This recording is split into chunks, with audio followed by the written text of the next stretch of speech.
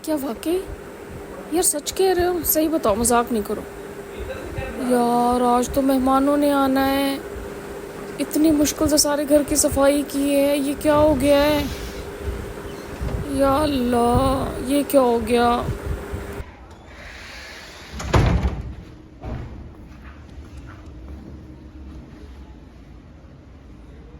ये देखें, घर कितना गंदा हो गया है। और आज सुबह से इतनी सफाइयाँ की थी ना, क्योंकि आज मेरे घर दावत है और गेस्ट ने आना है।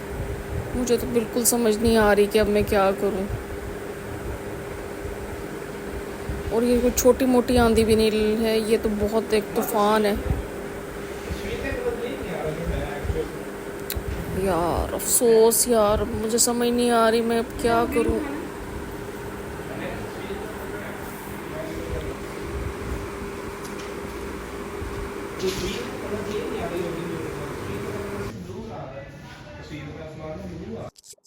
अस्सलाम वालेकुम माय यूट्यूब फैमिली, कैसे हैं आप सब? आई होप सब ठीक ठाक होंगे। अल्लाह का शुक्र है, मैं भी ठीक ठाक हूँ।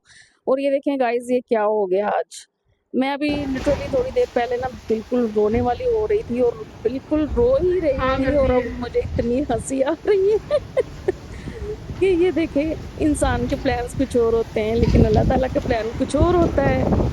तो ये मैं टेरेस से आपको ना ये नज़ारा करवाती हूँ कि आप ज़रा ना तूफ़ान की शिद्दत को नोट कर लें कि इस कदर तूफ़ान आया है। और ये तूफ़ान बिल्कुल ही गैर मुतवक्का है, यानी कि कोई इसकी कोई आसार नज़र ही नहीं आ रहे थे। सुबह से इतनी तेज़ धूप थी, कोई कहीं बादल का कोई टुकड़ा भी आसमान पर नज़र नहीं आ रहा था। लेकिन ये आनन-फानन कोई तकरीबन 10-15 मिनट के अंदर-अंदर ना ये सारा कुछ हो गया है। और मैं आपको बताऊँ कि हमारे जो नेबर्स हैं ना, उनके इतना शिद्दत थी तूफ़ान की कि उनके ऊपर जो सोलर प्लेटें थी ना, वो भी 2-3 जो हैं वो उड़ के नीचे गिर गईं और टूट गई वो। तो यानी कि लोगों का नुकसान भी बहुत आया। आप देखिए कि कितनी ज़्यादा मिट्टी है, और ऐसे बिल्कुल ना कुछ नज़र नहीं आ रहा, और हर तरफ ऐसे ना अजीब-सा डर भी लग रहा है, और साथ में ना कई दरख्त जो है ना वो भी गिरे हैं। तो मेरे लिए भी बहुत ज़्यादा प्रॉब्लम हुआ है। मैं भी पहले बड़ी अफ़सुर्दा थी, लेकिन इंसान को ना अल्लाह ताला की मर्ज़ी के मुताबिक अपने आप को ढाल लेना चाहिए और अल्लाह की रज़ा में राज़ी हो जाना चाहिए। मैं जो थोड़ी देर पहले अफ़सुर्दा थी ना, अब मैं बहुत ही खुश हूँ अल्हम्दुलिल्लाह, अल्हम्दुलिल्लाह, क्योंकि अल्लाह ताला की बेहतरी इसी में ही होगी। अगर अल्लाह ताला ने ये सोचा है तो फिर ऐसे ही होगा। और अब ये देखें जी, इतने शदीद आंधी और तूफ़ान के बाद अल्लाह ताला ने बारिश बरसा दी है कि वो जितनी भी मिट्टी उड़ी है ना, सारा कुछ हुआ है ना, तो वो अल्लाह ताला ने अब धो दिया है। तो ये जो आपको गैरेज थोड़ी देर पहले इतना गंदा नज़र आ रहा था, अब देखिए कितना साफ-सुथरा हो गया है। और ये देखिए इतनी प्यारी बारिश हो रही है। बहुत तेज़ बारिश भी है, लेकिन मुझे खुशी है कि मेरा जो है ना गैरेज वो धुल गया है। और हमने थोड़ी देर यहाँ पे आराम से बैठ के ना इसका नज़ारा किया, मौसम को एन्जॉय किया, बारिश को एन्जॉय किया, और साथ-साथ अल्लाह ताला की कुदरत को भी देखा। और मैं आपको बताऊँ कि आज मेरे घर गेस्ट आ रहे हैं, और आपको ऐसा लग रहा होगा जैसे ये पता नहीं बहुत ही शाम का टाइम है। नहीं, शाम का टाइम नहीं है, ये तकरीबन डेढ़ 2 बजे का टाइम है, दोपहर का। और इस तरह का मौसम बन गया है कि बिल्कुल शाम हो गई है। और यहाँ पे हम सब ने ना कुर्सियाँ बाहर ला के यहाँ पे रख ली थी, और यहाँ पे बैठे हुए थे और मौसम को एन्जॉय कर रहे थे। बड़ा ठंडा-ठंडा मौसम लग रहा था, और मेरा जो गैरेज है वो बिल्कुल साफ हो गया था। अंदर से वैसे मैंने सफाई की हुई है, और मेरा घर यानी कि अगर आप मेन डोर बंद कर दें ना गैलरी का, तो फिर वो माशाल्लाह साफ़ ही रहता है, यानी कि गंदा नहीं होता। और उसकी सफाई सुबह से ही हो गई थी, गैरेज की सफाई भी हो गई थी, लेकिन वो ज़ाहिर है ओपन है। और फिर मेरे ना गैरेज में व्हाइट टाइलें लगी हुई हैं। तो ये इतनी जितनी यानी कि देखने में नीट और खूबसूरत लगती हैं अगर ये साफ़ रहें तो। लेकिन इन पे ज़रा सी भी हवा चले ना, मट्टी आ जाए ना, तो बहुत ही गंदी लगती हैं।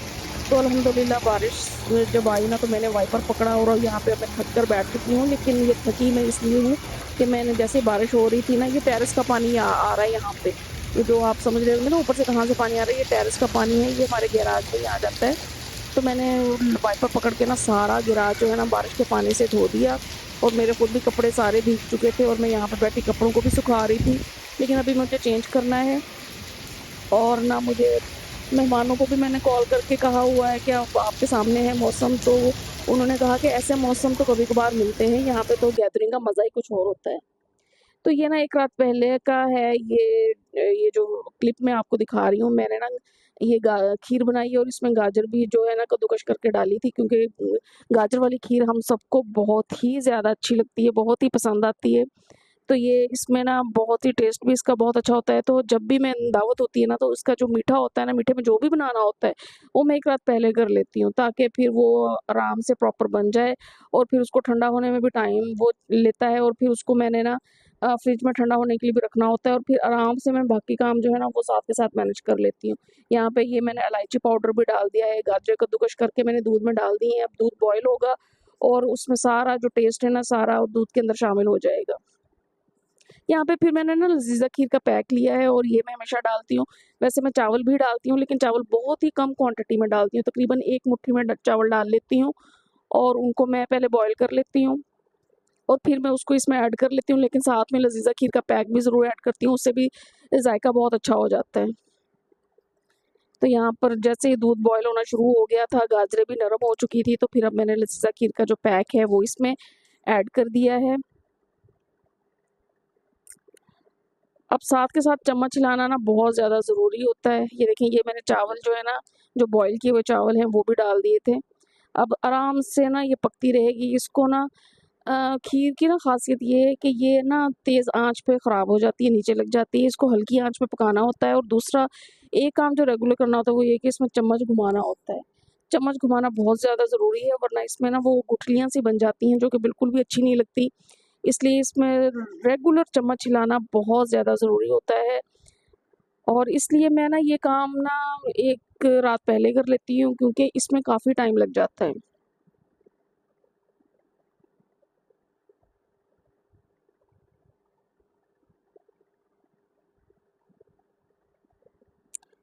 तो ये खीर ना अब गाढ़ी होना शुरू हो गई है। ये देखें, आपके सामने इसकी कंसिस्टेंसी काफ़ी गाढ़ी हो गई है, और अभी मैं थोड़ा-सा और पकाऊँगी। मुझे लगता है कि बस 3-4 मिनट और पकाने की देर है, और ये मेरे जो जितने की मुझे रिक्वायर्ड है ना, ये जितना गाढ़ा होना चाहिए उतनी ये गाढ़ी हो जाएगी। और साथ में मैं इस तरह चम्मच भी इसके अंदर फेर रही हूँ, वो इसलिए कि जो चावल है ना, जो बॉइल्ड चावल हैं, वो भी थोड़े से मैश हो जाएँ, और वो बिल्कुल ही ना एक साबुत चावल ना रहें, वो टूट जाएँ, और टूटे हुए चावल काफ़ी अच्छे लगते हैं। साबुत चावल इतने नहीं मज़े के लगते जितने के घुले हुए चावल ज़्यादा मज़े के लगते हैं। तो ये गाढ़ी हो रही है, और बस अब इस तकरीबन ये एंड पे है, और खीर जो है ना, वो तकरीबन बन चुकी है। तो जी, ये नेक्स्ट डे का व्लॉग है। मेहमानों के आने का टाइम है, यानी कि बाहर बारिश हो गई है, और सारा कुछ मौसम भी बहुत ही खूबसूरत बन गया, और मैंने जल्दी से कबाब भी फ्राई कर लिए हैं, और मेहमान बस पहुँचने ही वाले हैं। क्योंकि मौसम पहले ख़राब था, इसलिए पहले उन्होंने आना था, लेकिन अब वो थोड़ा-सा उन्होंने कहा कि हम थोड़ा-सा लेट आएँगे। तो मैंने कहा ज उनके आने से ना 10-15 मिनट पहले कबाब फ्राई कर लूँगी। तो यहाँ पर ये मैंने कढ़ाई गोश्त बनाया है, और इसकी मैंने अच्छे से ना ये उसके साथ हरे धनिये के साथ ना गार्निशिंग कर ली है, और बहुत ही टेस्ट में भी ये बहुत ही लाजवाब था, बहुत ही मज़े का था।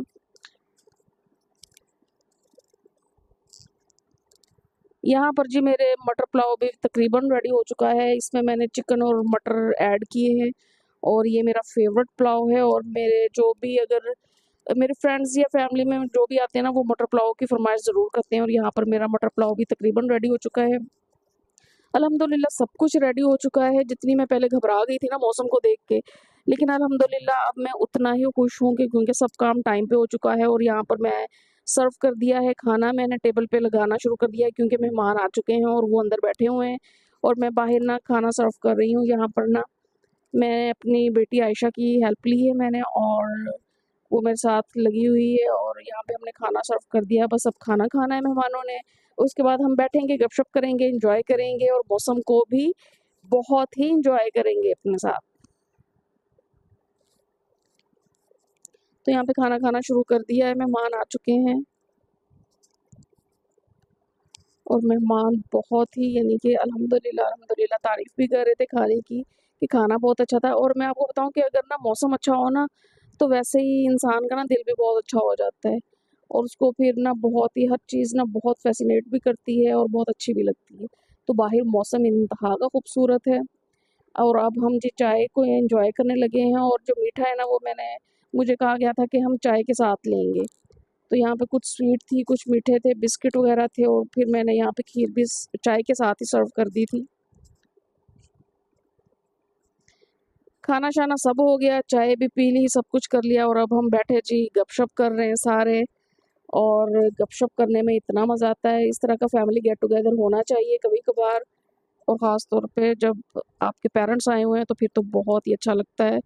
तो जी, मौसम जैसा भी हो, अगर आप प्लानिंग के साथ चलें, आपको अच्छी मैनेजमेंट आती हो, तो फिर घबराने की बिल्कुल भी ज़रूरत नहीं है। घबराना तो है ही नहीं, किसी भी मामले में घबराना नहीं है, अक्लमंदी से और कूल एंड काम रखना है अपने आप को, और फिर सारे काम आपके अच्छे से हो जाएँगे। जैसे कि मैं पहले वक़्ती तौर पे घबरा गई थी, लेकिन अल्हम्दुलिल्लाह अल्हम्दुलिल्लाह सब कुछ डन हो चुका है और सब बहुत ही हैप्पी हैं। मेरे अम्मी-अब्बू भी बहुत हैप्पी हैं, मैं भी बहुत हैप्पी हूँ। तो अब मिलेंगे नेक्स्ट व्लॉग में, तब तक के लिए अपना ख़्याल रखिएगा। अल्लाह हाफ़िज़, फ़ी अमानुल्लाह।